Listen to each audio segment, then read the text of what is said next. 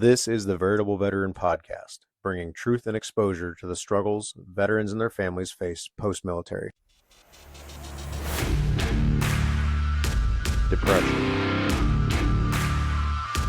anger, PTSD, suicide.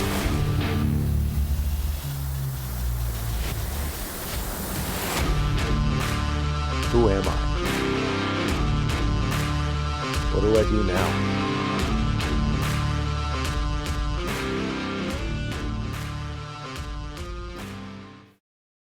Hey guys, welcome back to the Veritable Veteran Podcast. We are full video now, so this is going to be up on YouTube, but you can still get all the podcasts on Spotify and Google and Apple Podcasts. Anywhere where you get podcasts, you can find it. So today we're going to be doing an interview. I have Josh McCabe. He's a Navy veteran of 8 years. He was a sonar technician, which is new to me because I have absolutely no idea what a sonar technician does. So we're going to get some, not just information on his transition in his time in service, but also just maybe some information on, what that particular job does. So, Josh, if you want to go ahead and introduce yourself and just tell us a little bit about yourself. Yeah, so my name is Josh McCabe. Like you said, 8 years active duty Navy. I was stationed in Norfolk, Washington State, Southern California. Got out after 8 years. I was kind of one of those forced out where the military was downsizing and passing all the tests, just couldn't advance in rank in rate. Got out and bounced around quite a few places. Struggled a lot after I got out of my time, and now, recently found my passion with helping other veterans, trying to make sure that they don't make those same mistakes that I did. So. Yeah. Well, that's awesome. Where do you work with other veterans? What do you do in particular? Yeah, so for the last 2 years, I've been working for Mercedes-Benz Financial Services, and we created a business resource group there. It's the Veterans Council. So not only do we help veterans within the company, we help the company work with veterans in the community, realize the potential of hiring veterans based on their experience, their leadership, all those capabilities. But also been a member for about 15 years now with the VFW, several of them in the Fort Worth area. Most currently right now I'm the post quartermaster for Avondale Heights over here in Hazlet, Texas. Also District 21 judge advocate and the suicide prevention chair. So both of those places definitely keep me busy with helping veterans in the DFW area. I was going to say, it sounds like you wear several hats and stay busy. Yeah, I sure do. Yeah. So when did you join the military? Like what year? Yeah, so I graduated high school back in 2002, but I didn't actually join until about a year later, 2003 in September. Coming out when I went to MEPS, the whole duck walk thing, they found a pilonidal cyst that I had to have removed from my tailbone first. So it took a little while for the surgery and the healing up after the end of 2003. Yeah. Okay. So what led you into wanting to join? Was it the war in Iraq going on, or was it something else? No, my whole family's been in the military. My dad and my mom met in El Paso back in the late 70s. They were both stationed out there. She was a medic and he was in infantry. I don't know what they were both doing out there at the same time, but I got uncles, I got cousins, I've got everybody in my family going back for generations has been some form of branch, right? And then so when knew I was going to join my entire life, had that conversation with my dad, and he gave me two options. He said, "I'll tell you what, join the military. I don't care. Just join the Navy or the Air Force because they don't suck as bad as the other ones." So I followed in my granddad's footsteps and joined the Navy. That's funny. Yeah, it's true. I've actually talked to my son, and he was like, "If I want to join the military, where should I go?" And I was like, "Well, it depends on what you want to do. But if you just want a career, you just want a job that pays pretty well and is pretty stable, you might look at joining the Air Force. You may look at joining the Navy. I don't know, but it's if you want to go and be miserable and just join the Marine Corps or the Army. But so you grew up in a military family, right? I mean, is that what you're? Yeah. Okay. Yeah, grew up. My dad was he was active duty back when I was first young. He got out for a couple years, and then he went back to the State Guard here in Saginaw, Texas, and I grew up on base over here. So, yeah, military brat my whole my life. Right. So you were exposed to the military lifestyle long before you ever joined the military. Yeah, back in high school, my dad was stationed. He did the first Gulf. He was also in Bosnia, Germany, a few other places. So I grew up in the military. Grew up with my dad doing deployments and stuff. So I went through that as a kid, and then doing that as a father as well. I got to see both sides of it, which is unique. But yeah, I can understand where he's coming from when he was going through it, and vice versa. Yeah. So now when did he get out of the military? Was it before you got in or He after? No, so he got out. His first time out was back in right around when I was born. So around 82, 83 is when he got out. He did the whole bounce around trying to feed the family and find a steady job, and it just wasn't working. And Fort Worth back then, it wasn't as big as it is now. So he ended up going back to the National Guard, doing the weekend a month, and then he ended up getting a state position, working there on base. So that Yeah. was back in the late 80s, early 90s when he got back into it. Okay. So you said he was in for the Gulf War and then was around for a little while. Like you said Bosnia and Kosovo. Yeah. Yeah, he was over there in Bosnia and Kosovo for about a year and a half or so. Okay. Yeah. So when did he get out? Do you remember when he got out? He finally retired about 6 or 7 years ago now. He moved down to Okay, yeah. Mississippi where his brother and stuff is. He actually, he went enlisted and then he finally retired as a CW2. So he Okay, did yeah. the whole college thing and went through all that. And so by the time he retired, you know how CWs have it. They sit around doing nothing and play golf all the time. But Right. yeah, That's what it seems like. I don't know. I'll have to wait and see if I can interview one and ask them what they really do because I have no idea. yeah. So so you joined the Navy and then what made you want to be a sonar technician? Was that just, you got stuck in that job because that's what they had or what? So I actually went in undesignated because I fell for the whole lie of, try a couple of jobs out, see how you like it. And I'm like, okay, sounds great. Yeah, that was. Um, Yep. so I was in deck department on an amphib my first time around, and that's where I kind of had my got my TBI because I actually we were doing exercises off the coast of North Carolina. Fell off the flight deck, landed on my head, and was unconscious for about a day or so. So they put me on Now limited duty. when you Yeah. fell, did you land in the water or did you land on another deck or what happened? The catwalk on the side, it was about 10 Yeah. feet down. So I fell off the flight deck onto that steel catwalk. And Yeah. right there, those are where the cables are that keep you from falling off the Hmm. ship. So it was in the middle of the night, unconscious. And if the ship would have rocked, yeah, I would have been off. Wow. Luckily, I was training one of my guys out there. He's now my best friend, and he actually picked me up, put me on the flight deck, and even went to captain's mast for moving an injured person and potential hazards that all comes with. But luckily, he didn't get in Yeah. trouble, and I thank him all the time. I still talk to him to this day. 'Cause if it wasn't for him, I probably still wouldn't be here. So. Yeah. Wow. So you were doing that. What happened after that? When was that? Was that Yeah, pretty early on in your career? yeah, that was only about a year or two after I got in. So it was on my first ship. Okay. So I went limited duty for a while, and I worked out of the maintenance center on Norfolk Base, working in the legal office, which was originally my passion, some sort of legal work. And at that time, I had my daughter. She was only a few years old, and I could have easily gotten out on medical retirement. Yeah.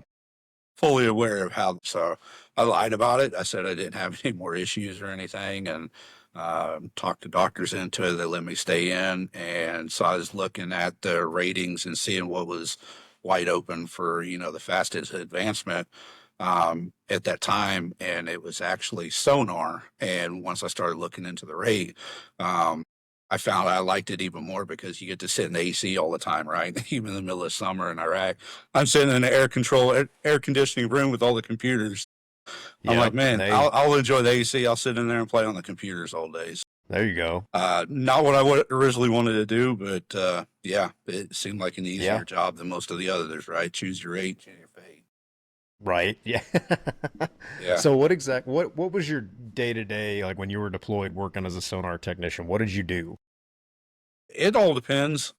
When we're like in port, really nothing sonar related, just some maintenance stuff on our equipment and everything. So I had other duties as like duty master at arms or training petty officer.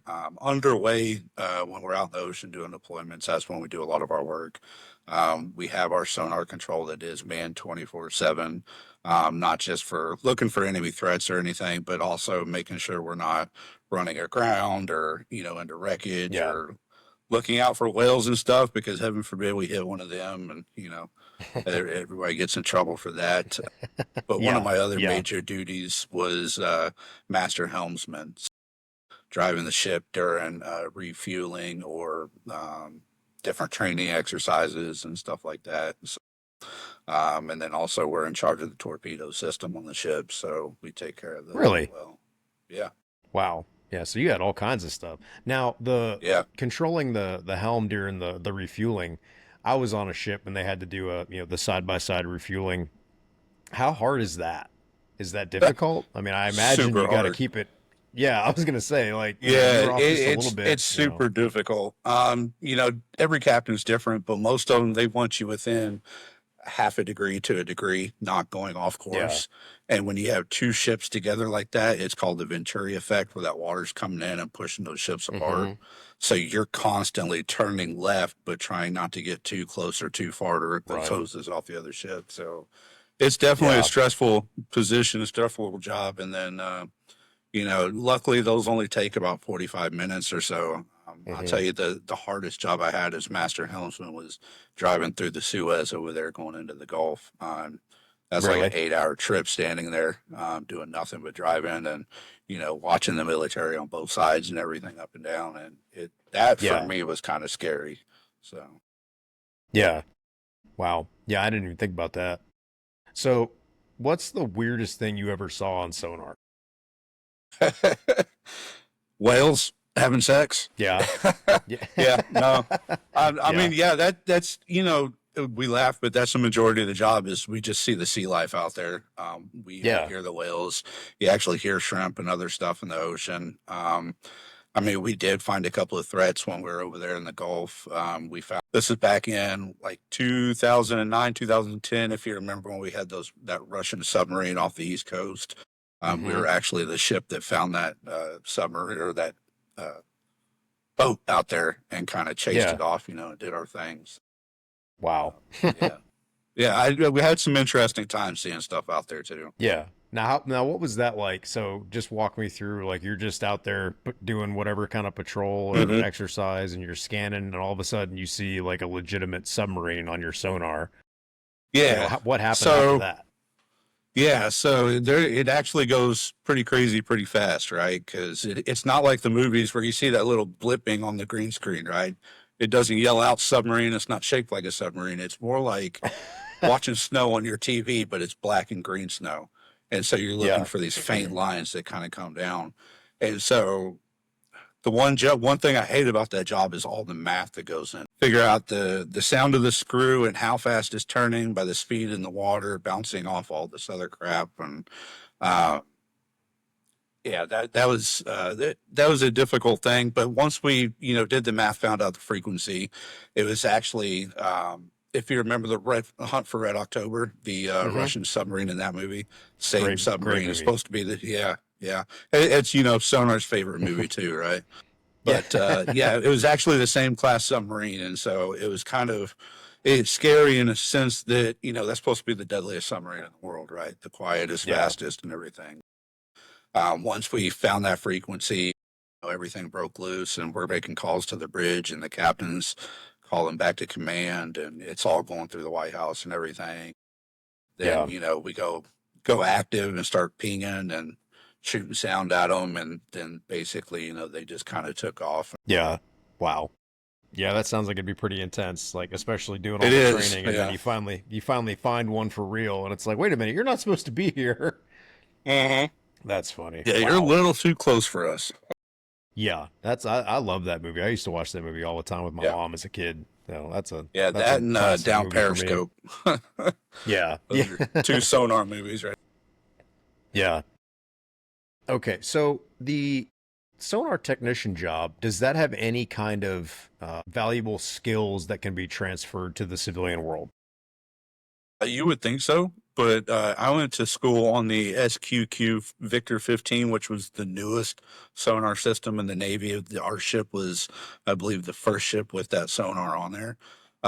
So it was 18 months in school or something to be able to do all that to get Wow. that. Yeah. And when I moved back to Texas, we're a big oil state, right? So I figured I'm Hmm. going to go work sonar and stuff in the ground. And everyone I went to, they're like, no, it's not the same thing. Like, I know it's not the same thing. I mean, yeah, you're looking through the Yeah. earth versus the water, but the Yeah. math is still there. You know the fundamentals of it, Yeah. and but no, where I Hmm. wanted to be in Texas, I wanted to be in DFW around my family, and unfortunately, the only part of that job that translated was, I'm kind of tech savvy, I guess, a little bit, but Yeah. as far as doing sonar work when I got out, unless I wanted to live on the water or the coast somewhere, no. For me, it didn't translate to this area. Right. Yeah. Well, I mean, yeah, we're not, in Texas isn't exactly, unless you're on the coast, you're not close to the ocean. Right. I mean, it's a huge state. I mean, Yeah. there's a big difference between the west side and the central of Texas and the east side. I mean, there's a big difference.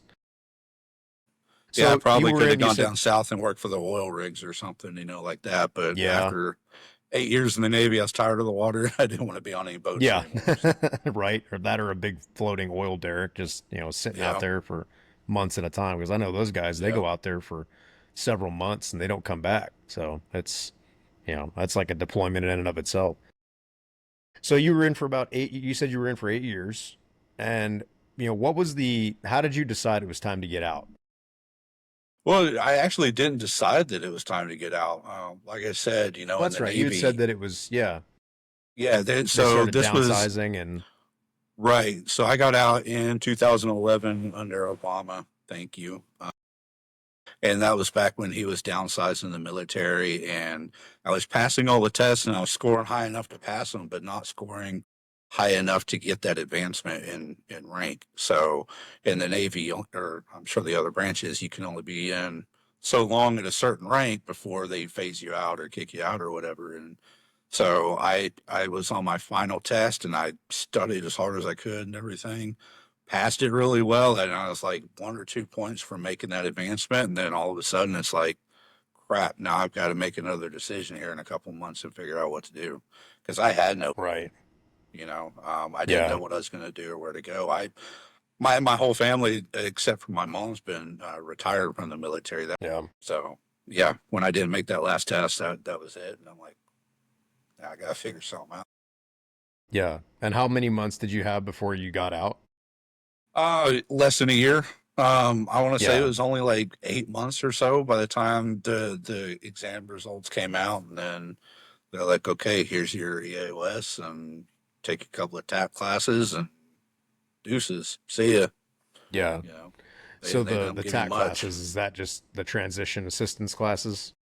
Yeah, yeah. You sit there for a couple of days, and they're like, "Here's some websites for veteran-friendly companies, and you still got medical and stuff like this for so long, and the nothing that really helps. I think that at Right. that time their transition classes sucked. They were horrible. I mean, Yeah. it didn't help me at all. So Yeah. Yeah, I got out in 2017 and I went to them. I mean, because you have to go to them. Which yeah, I mean, I'm not opposed. I'm not opposed to them telling you need to go because people would not go, even if they were helpful. So I'm not opposed to them saying like you have to go to this. But it's basically troops to truckers, and they've got you know the people that are there for teachers, and then they've got like the oil workers, and it's just there's certain jobs that they kind of push, and they're like that they're partnered with, and then they have some resume writing classes, and that was about right, it. yeah. So I don't know that it's gotten much better. Again, I got out 8 years ago now, so it may have changed. I don't know, but I know there was nothing discussing the mental stuff that was going to come after I got out. Yeah, so that's, I mean, did you have any kind of advantage having that you had family members? Did they talk to you about it at all, about the mental stuff? Yeah, so when I got out, I got out when I was up in Washington State. So I moved back down and moved in with my dad, who is, still in the military, and he's seen it with some of his guys before, coming back from deployments, and some of his friends that got out after a while. And so, I had him to lean on a little bit. But my family, we weren't the biggest feeling sharers, so he's kind of was difficult to talk to back then. But now that he got out, we talk about it a little bit more often because now you don't see it until it happens to you, right? You can Yeah. sit there and say, "Oh, it's not going to be so bad. Something's going to come along, this or that." But until it actually happens to you, it's hard to talk about, I think. But yeah, Yeah. if it wasn't for him, I don't know where I would have been. Yeah. So what was that like when you got out? Where did you I know you said you moved back to Texas. What did you do? What was your plan if you had one? Yeah, so luckily I got that separation pay. I think Hmm. it was almost like a year's worth of pay or something that I got. Um, I figured, I was going to take, a couple weeks off and then start searching for some jobs and reconnect with some old friends and family and stuff like that. Maybe go back to school. But yeah, that got old real fast, waking up every day. Usually, you got something to do, but now it's like I have nothing to do. All my friends and family, they're working. They're not the same people that, they used to be. I'm not the same person I used to be. So when I did connect with them, it just wasn't the same as it used to be, right? And so Hmm. I'm like, all right, I'm gonna go find a job, get back to school, and I took the tap class, tried Home Depot, Walmart, all those veteran friendly places, and I couldn't get hired on anywhere. Right. I tried What McDonald's, was fast the food places.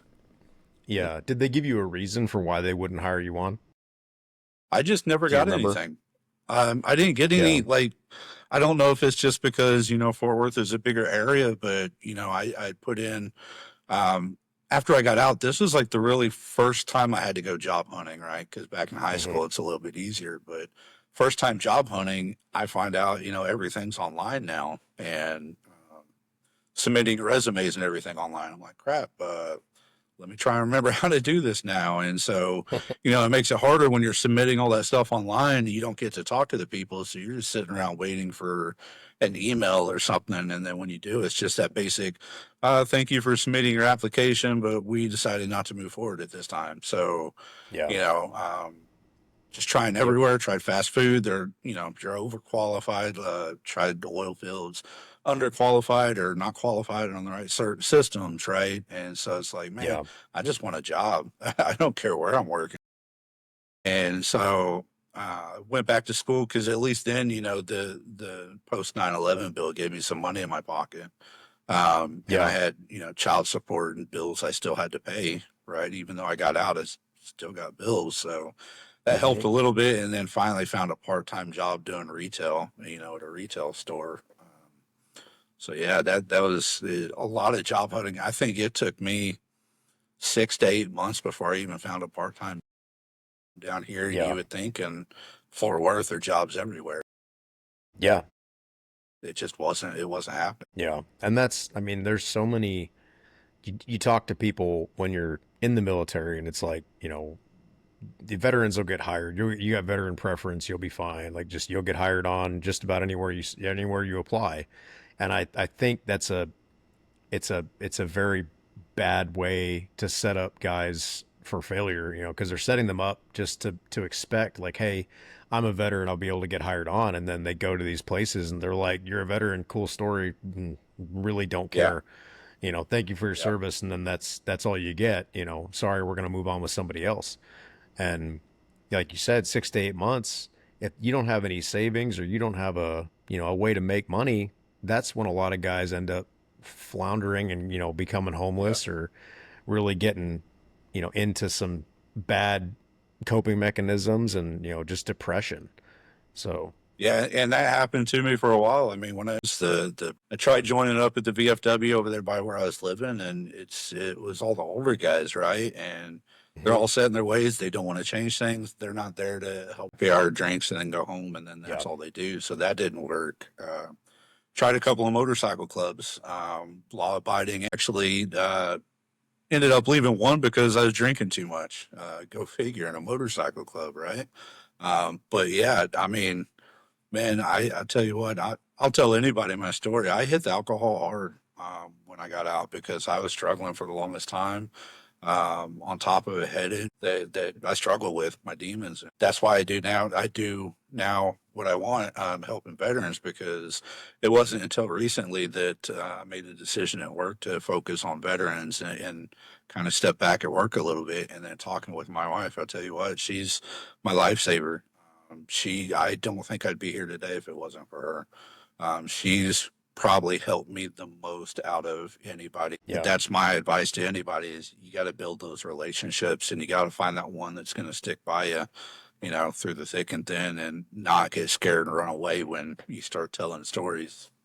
And they're like, well, I just don't want to deal with this anymore. See ya. Like I've Yeah. had before. So, you Yeah. know, yeah, she turned my life around at work. I'll tell you the funny story. Um, I applied over at Mercedes. I put my application in right through a temp agency, and I didn't find this out until afterwards. But her boss handed her 3 resumes and said, "Hey, I need to pick one more person. Which one should I go with?" And she's like, "Pick this guy." I don't know why, just pick him. And so that's how I got the job. Yeah. 10 years later, we're married now. So she got me the job there, and right. And we were together for the longest time. She helped me start the veterans group there at work. She supports me in the VFW, helps me out with all my veteran related stuff outside the company and everything. And yeah, Yeah. I completely agree. I mean, my wife is, yep. Without her, I wouldn't yeah, be here. So I yeah. get it. So what do you think was your biggest struggle when you got out? Was it just depression, or was it missing the identity and the purpose that kind of came from the military, or what was it? It was everything. So with the traumatic brain injury, it severed all the nerves in my nose, so I can't smell a whole lot of things. And then also it's headaches. Sometimes they last for weeks, right?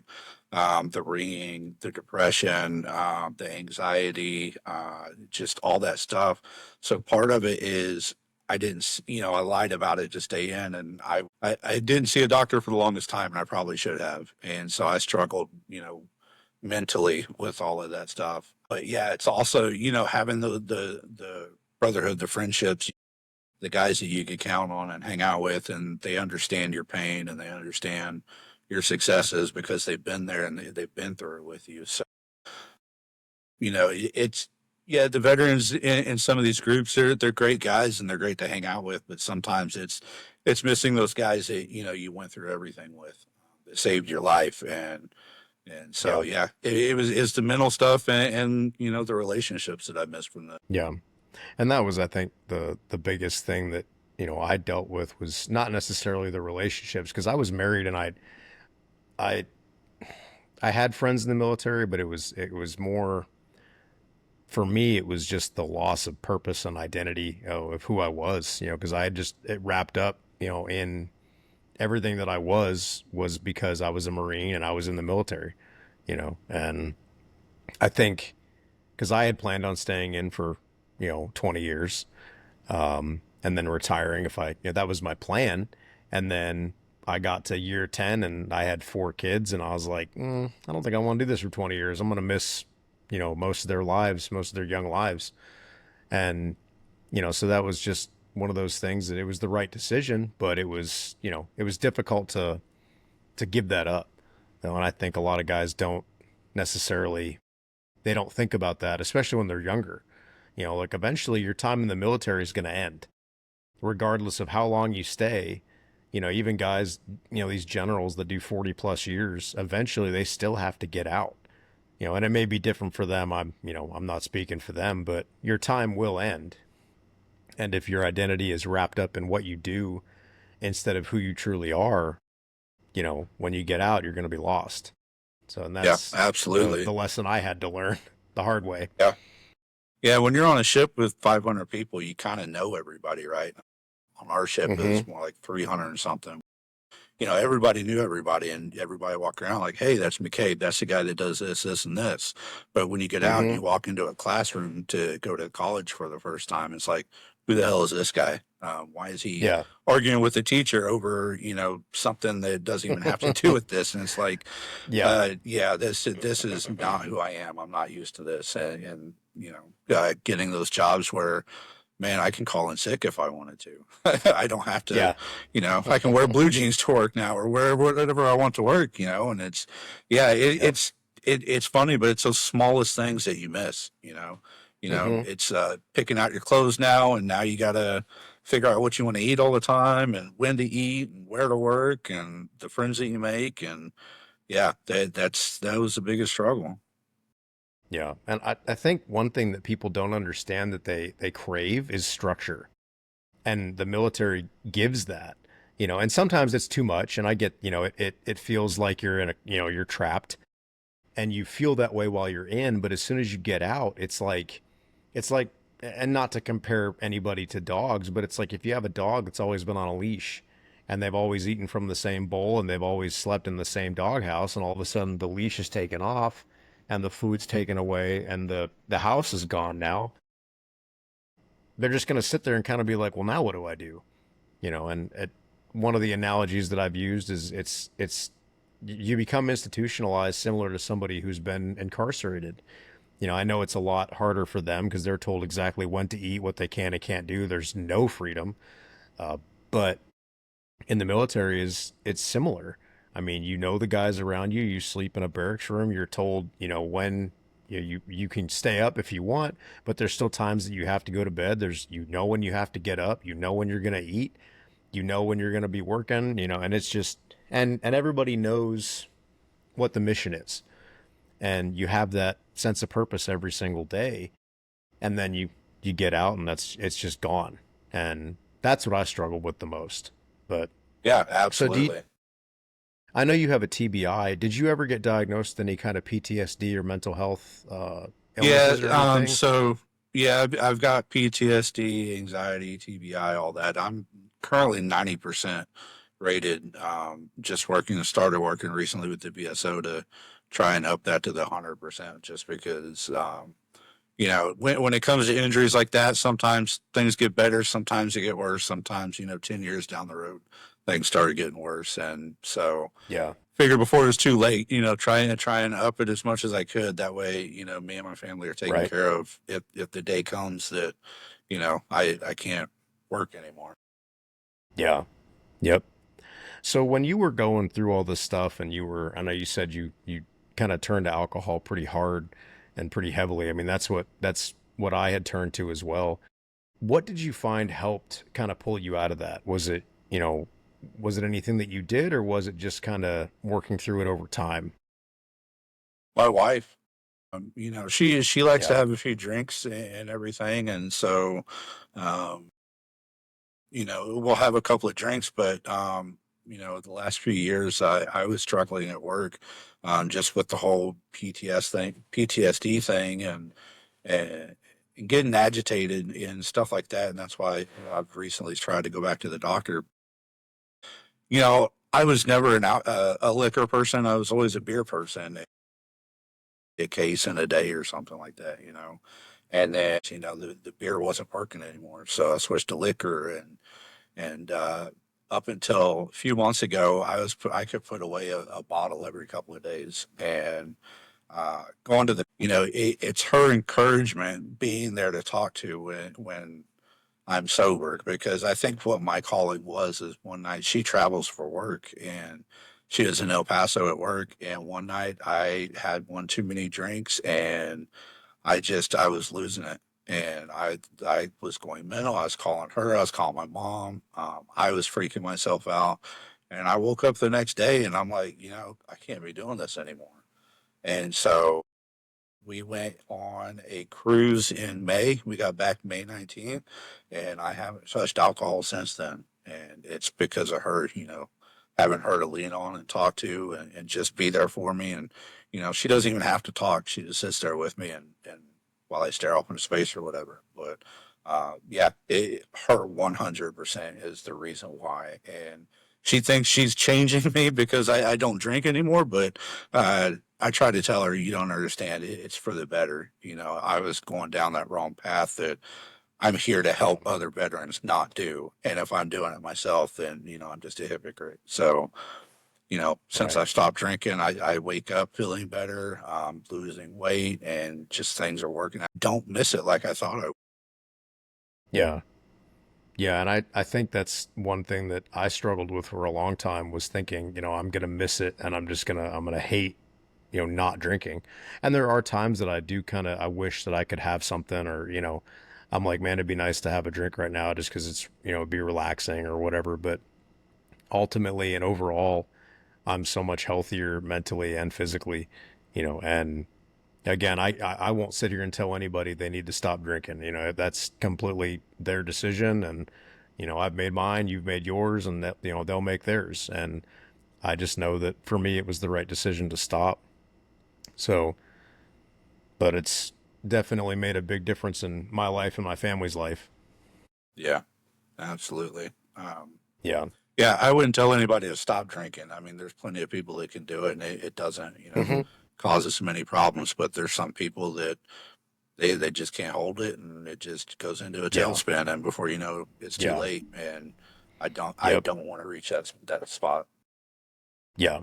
No, I completely agree. Yeah. I've been too far down that road and, I kind of messed it up and I hurt my family in, a lot of ways and relationships that are damaged that, they're better, but that doesn't mean that they're ever going to be the same as they were, so, and I don't want to have to, again, wake up on in the morning and go to somebody and say, I don't know what I did, but I know I did something bad, and again, been there and I don't want to do that anymore. So going back to, joining the military, if and I'll ask this, just if you could go back and do it again, would you? Absolutely. I mean, I wouldn't be the person I am today if it wasn't for the military. And I think, we talked about having that structure and that character and that work ethic, and it's all Mm. that type of stuff that the military instills into you. Um, there's a couple of relationships, one that I still have to this day, even from back then. You can't quit being friends with the guy that saves your life, right? You just don't do that. Yeah.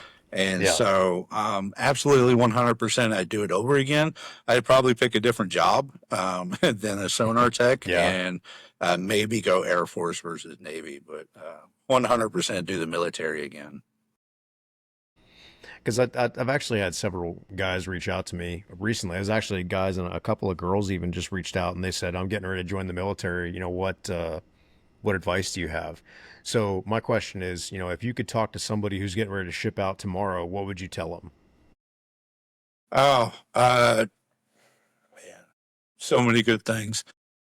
Don't fall for the new guy jokes, the 10T forms and the bag of air Yeah. and all that.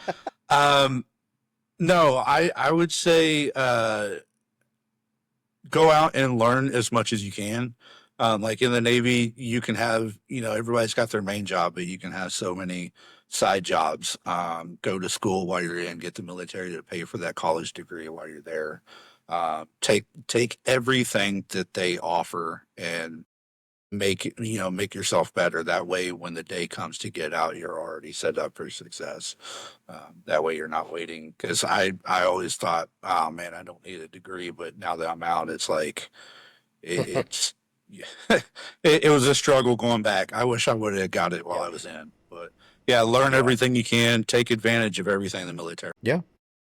Do you have any advice that you would give to somebody who is about to get out of the military, who's coming up to the end of their time in the service? and start planning. You should have been planning a year ago. It's a struggle.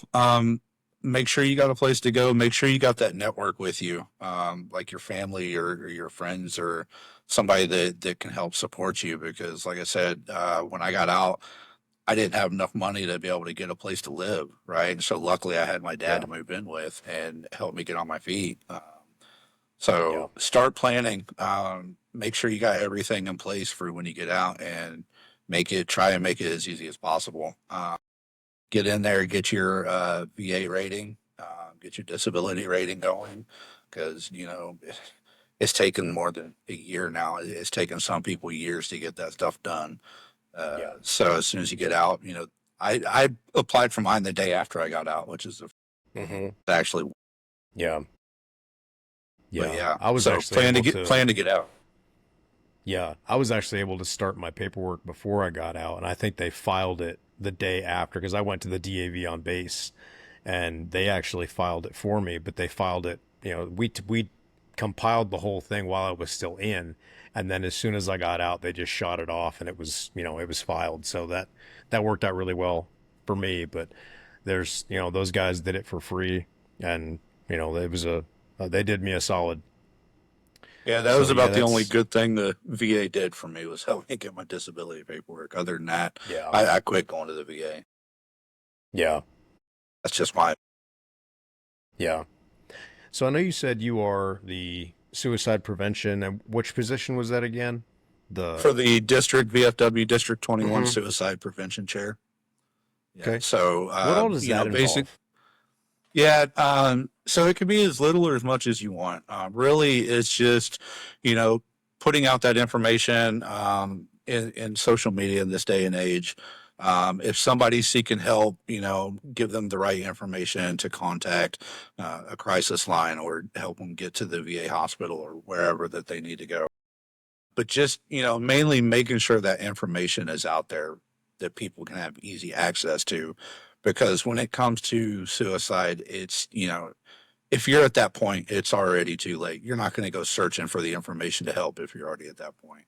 Right. Yeah. So just making sure for our district, we cover, man, almost 15 posts. So just making sure all those different posts have all the information, whether it's posted up in their building or their social media, make sure they got all the contact information, um, and just making sure that stuff's plastered everywhere so people don't have to go. Yeah. Okay. Yeah. I mean, that's one thing that I was just trying to, kind of understand what all that entailed. And, what else do you do? I know you said you serve a lot of veterans. What else do you do, for veterans? So at work with the Veterans Council VRG, Hmm. when up until we got started, they didn't have a self-identifying thing in HR to recognize veterans. You could pick disabled or whatever other classification, but they never had a veteran classification. So we were able to work with HR to get that in our system. And now that, they can track that information and helping those veterans translate their military resumes to civilian resumes. How do you Yeah. translate machine gunner to working in an office, right? Hmm. So trying to help them with that and get ready for the corporate world. So we focus on corporate transition, right? How to Yeah. get them ready for interviews, stuff like that. We even set up a sales program with our dealerships across the country that, you can look at that sheet that says if you've got 6 years at E4, this is your pay. It makes making that credit decision easier for them at the Mercedes dealerships. So putting together Yeah. sales programs like that at work, and really just again bringing that information to a corporation that was never big on so having veterans work for them. And so in the last 10 years, our company has come a long way with that. We've got the Veterans Council in Fort Worth. We have one in Michigan. We've got one in Atlanta, and then like our R&D side and sales side, they set up veterans groups as well for their businesses. So it's really taken off in all those different locations, and we've been able to help veterans and their family members, right? Because we work with a lot of people that have families. I was able to help a coworker, her husband, get the paperwork for his disability done. So, just being able to help all those different people at work and, getting paid to Yeah. do it is kind of nice. Yeah. So, and you said this is through Mercedes Benz, correct? Yeah, so I actually work for Mercedes-Benz Financial Services. We do the leasing and the Okay. retail side of it. We're not the sales side, Yeah. but yeah, down here in North Fort Worth. So right Okay. Yeah. now, I have nothing to do with the cars. I'm the call center analyst. So, Yeah. when you call in and you hear press one for this or one, two for that, I take care of all that phone system stuff. So Yeah. techie work. Yeah. Well, yeah. Yeah. Now, would you say Mercedes Benz is a pretty good company for veterans to work for? Depending on what you get into at work, yeah, Yeah. they're overall a good company. We're going through a lot of changes right now. A few years ago, we split the car and truck side of the business, so now car side is our own whole company. But overall, with the medical benefits, I tell you what, we you can't beat anywhere else. And because I don't go to the VA anymore, these medical benefits have saved me with going to the doctor for my issues and stuff. And Yeah. I would say for the benefits alone, yeah, they're a good company overall. Yeah. Okay. Yeah. I was just curious. I've never, if we can help somebody, maybe find a job, find some good benefits for themselves, be great to, help hook somebody up. So, well, listen, I think, this has been a great conversation, and I really appreciate you sharing your story and just again, about your time in and also just your transition and the things that you struggled with. I really appreciate you being honest about that. There's not enough people that are willing to kind of just stand there and say, yeah, I struggled with this and this is kind of what helped me get out of it. So I really appreciate your honesty and your willingness to come on and chat. Yeah, absolutely. That, like I said, you got to be able to share your story to be able to help those other veterans out there. And if you can't be honest about yourself, you're not going to be able to. Yeah, That's why, I'm 100%. not afraid to tell my story and help everybody out. 100%. Well, I really appreciate it. And I appreciate all the work that you're doing with your company to kind of just help veterans through that process as well. So that's awesome. Yeah, So, and I'm glad that you absolutely. I found appreciate it. yeah, I'm glad you found a purpose again and it's helping you, and I think that's one of the biggest things is just finding purpose again and a way to serve, somehow is just such a huge step in healing and becoming whole again. So I appreciate your story and I really appreciate you coming on. Yeah, I appreciate the time. Thanks. Yeah, absolutely. Well, again, guys, this has been Josh McCabe, an 8-year Navy sonar technician, and we're going to be wrapping it up here, but I appreciate Josh coming on, and we'll see you guys next time. So I love you guys. Hey guys, quick reminder, if you enjoyed the episode today, don't forget to like and subscribe. Also, go to whatever platform you listen to these podcasts on and leave a review. That's the best way to help us out. It gets a lot more traffic to us. So again, if you liked it, like, subscribe, and leave a review. All right, love you guys.